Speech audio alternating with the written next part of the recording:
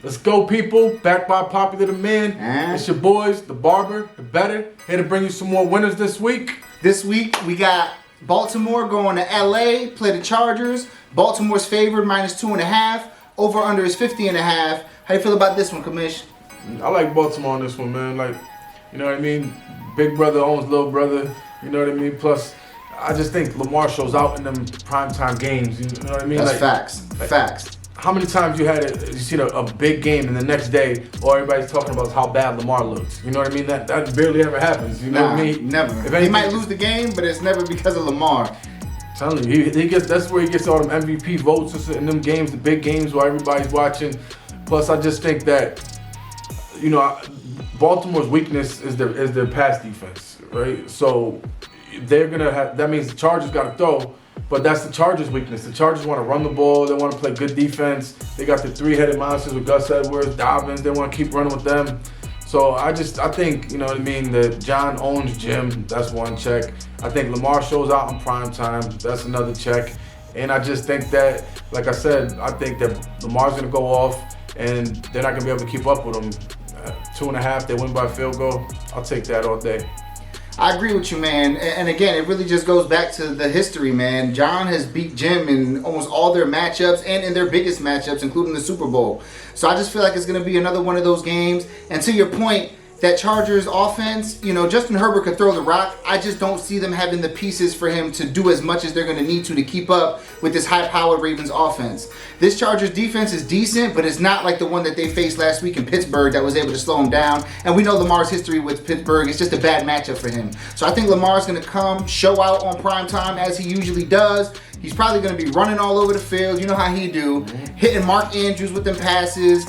Zay Flowers might get loose, and if that happens, then you already know it's going to be Ravens, especially by a field goal. I like that a lot. And two, if you want to go something to compare it to, then just look at when they played the Cardinals.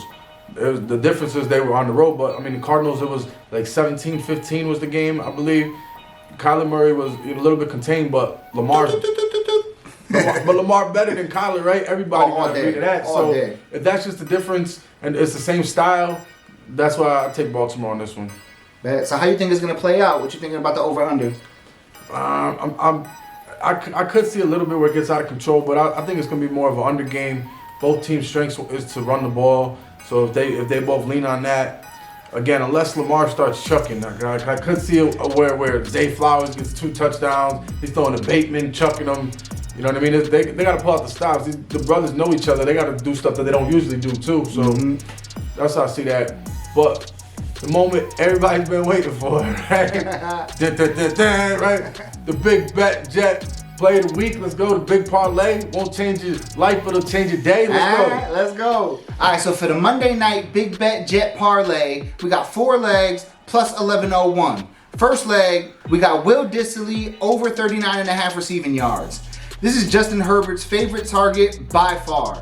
He got a man crush on this dude. He be force-feeding him the rock. That should be easy money. Then we got Lamar Jackson over 43.5 rushing yards. Like we was just talking about, primetime Lamar is a different animal. He runs all over the field. He be chucking it all over the place, especially when you got a pass rush with Joe Bosa and Khalil Mack coming at him. He's going to have to move out of that pocket. That should be easy money.